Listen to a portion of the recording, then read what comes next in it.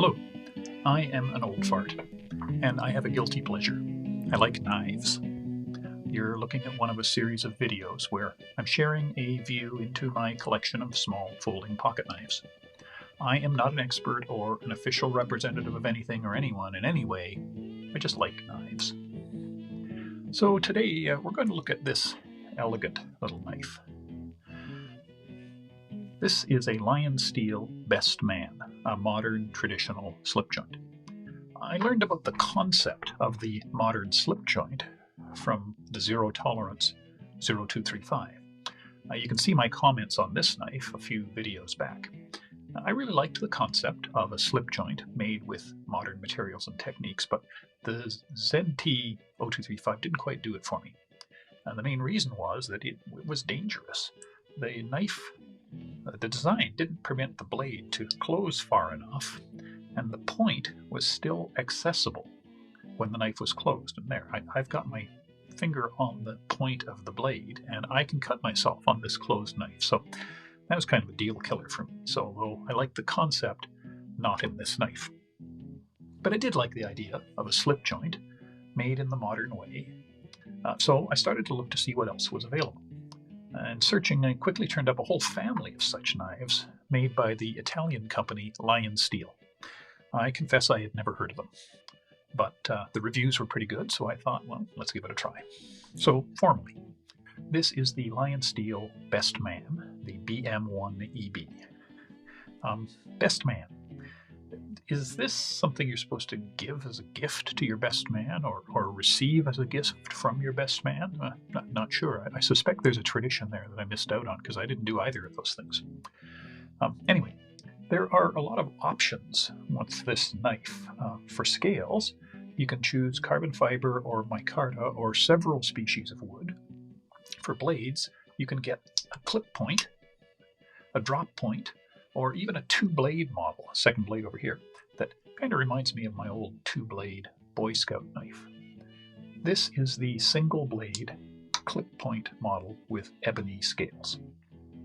Now, this is a true slip joint knife, two-handed opening via a nail nick, and a back spring that provides the closed and opened pressure. So just watch back here as I open it. You can see the back spring bulging out and then going back in again. That's what's providing the pressure to lock, quotes, lock the knife open or closed. It is a non-locking knife, so nothing is holding it here except the pressure of that spring. So it could be legal in places where locking knives aren't allowed. And although it's not a locking knife, there is a nice safety feature, which you may have noticed there. The blade stops quite firmly at the halfway point when opening. Go over the press today, or when closing. Quite a firm stop there. That's achieved in the traditional slip joint method, which is the heel of the blade is not a circular radius, and it's pressing against the back spring. So there's a flat spot on it there, so the back spring is holding it in position. Then it pushes against the spring again to close the rest of the way. It's not a detent ball system like the ZT was. I think the size of this knife is really interesting. It is a compact knife, but it's not a small knife. To use our standard measuring scale, it's 0.9 pocket calculators in length.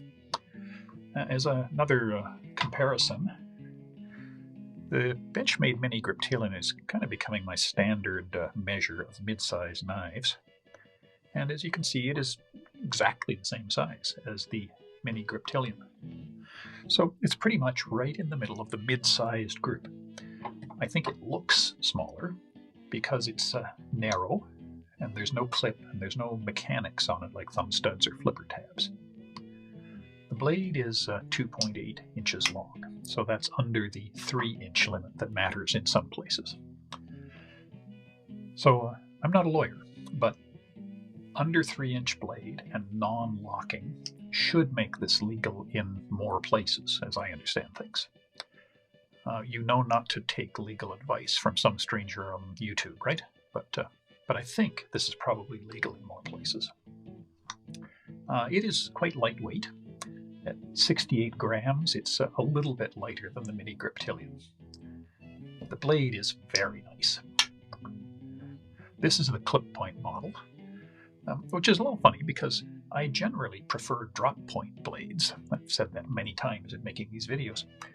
But on this very narrow knife, I think the clip point looks better. It just kind of draws that narrow design look out a little farther. I think it looks better than the drop points that I have seen only in photographs, which seem a little strangely, stubby to me on this knife. The blade is a flat grind, and it's M390 steel, which I love. It's probably my favorite knife steel. And as I mentioned, the blade stows well into the body, so it is safe. There is no danger issue with the point of the blade like I had on that other knife. Body's titanium bolsters, titanium frame inside, and the scales are screwed on as well. I think the pivot screw is quite attractive. Can you see that? It's got a recesses milled into the outer diameter that, as far as I can see, are just decoration, but I do think it makes it a little more visually interesting. And I like that there's one on this end as well. On the two-blade model, that actually is a pivot screw. On this knife, it's just there to make the whole thing symmetric. And I think it does look very nice. There's no clip, so this is an in-pocket knife, not an on-pocket knife. I'm thinking I might want to put it in a small leather slip if I have other things in my pocket, rattling around, so as not to ding the knife up. Right now, I'm recording this during the COVID pandemic. I never do have other things in my pocket because where would I go? So it's fine all by itself. And there's no lanyard hole. And finally, one of the things that many of my friends will certainly like is that this knife is 100% ambidextrous. Both sides are literally identical. So it's exactly the same experience for a left-handed user. There is a visual difference, which is on this side of the blade. The company name is printed, and that's only on one side. By the way, what it says is three things: Lion Steel, M390, and Italy. Manufactured in Italy. And I must say I'm impressed with the manufacturer so far. So what do I like about this knife? Well, I think it's quite attractive to start with. It's not tiny, but it's compact. And I think that makes it look quite elegant, especially combined with this slight and symmetric curve through the body. I think that's quite neat. I like the blade a lot. I think the clip point suits the design of the knife. The dimensions are quite attractive, and I really like M390 steel.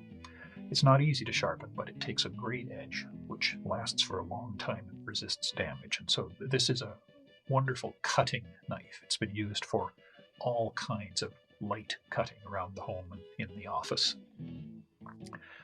The body is on the small side, so I don't really get a full 4-finger grip, but it's comfortable because there's no bits in there to dig into my palm. With the small size, I'd say it kind of confirms it's more for occasional cutting than for long, hard use. I like the traditional slip point mechanism. I think it's kind of charming, that it's traditional. Has a good smooth action and resistance, and I like that halfway stop. I didn't have that on my old slip joint Boy Scout knives, and I was always afraid closing it that it was going to suddenly slam shut on my fingers. In fact, it did more than once. You can disassemble this knife. Now, I haven't, but there are videos of people doing it. But it's multi-layer fiddly work, so with a lot of screws involved. Even after you get these bolsters and scales off underneath, there's more screws, another layer of stuff. And ultimately what you end up with, of course, is a knife in a pivot with a strong spring pressing on it. Knife, spring, what could go wrong? Right? So I don't plan to disassemble this knife very often, or ever, if I can help it. But it's good to know that I can if it ever needs major cleaning or service. However, I'm going to try to avoid that by doing routine maintenance on it. I occasionally clean the parts I can reach with a toothbrush or a rag, and I occasionally put a drop of knife pivot lube in there. And I'm hoping I can avoid having to disassemble it more more than, I don't know, once or twice in my lifetime. What don't I like? There really isn't anything I don't like about the knife, except, as I just discussed, that fact that, slip joint, comment on slip joints in general, just that it's not easy to take apart. But that's hardly a criticism of just this knife. So let's have a look at my internationally unknown knife rating system. First, the NTGK rating, which is for non-threatening gentleman's knife. We'll do this in two parts, non-threatening and gentleman's knife. So for non-threatening, it's all good. The blade mechanism is a two-hand opening only. Okay. So there's nothing to scare people as a blade flies open and they go, switchblade. Clearly this is opening under my control and with some difficulty. Next, it looks like your grandfather's pocket knife, and with luck it'll invoke fond memories and not fear. And the small lines, or small size and simple lines just don't say weapon to me. So I give it an A+ under non-threatening. For a gentleman's knife, again, it's all good. It has classy scales, high-end build materials, understated, elegant appearance.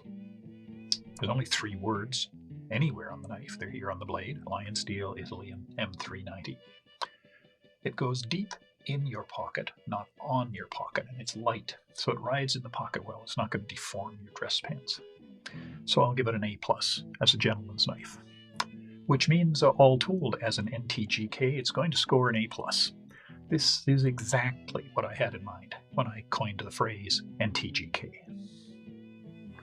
Next, let's have a look at the KN rating, which is a rating of what my knife nerd friends would think of this knife.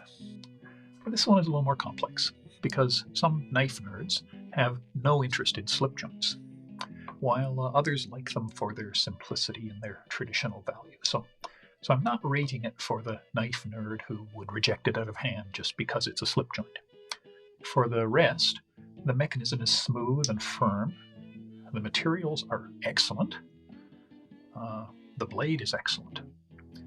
But the fact that it can't be user serviced, it's not easy to user service. A little bit of a mark against it.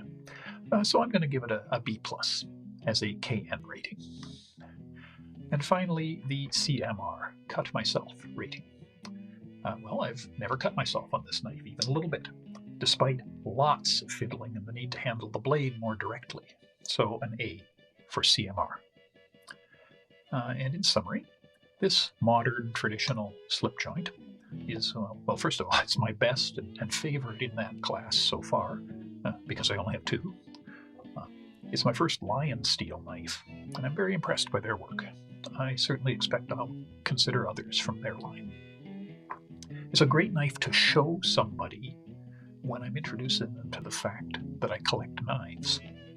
It won't scare them, and they'll be impressed with the design and build and materials.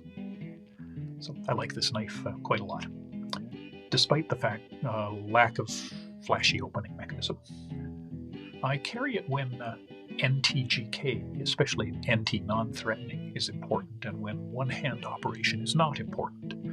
Sort of the times when I have no reason to think I'm going to need a knife, but I just don't want to be without one. Well, that's it for our review of this little fellow here. Thank you for watching. See you again.